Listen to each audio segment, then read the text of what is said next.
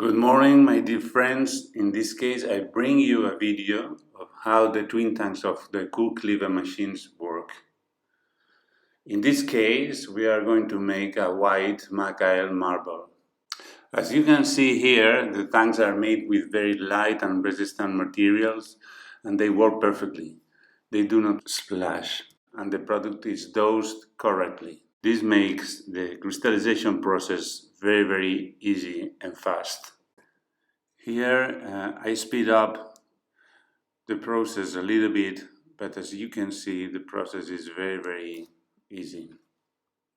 In this case, to show you how the marble shines, instead of using a gloss mirror, which is the classical method, I will use a flashing flashlight. You can see that the gloss is awesome and also long-lasting.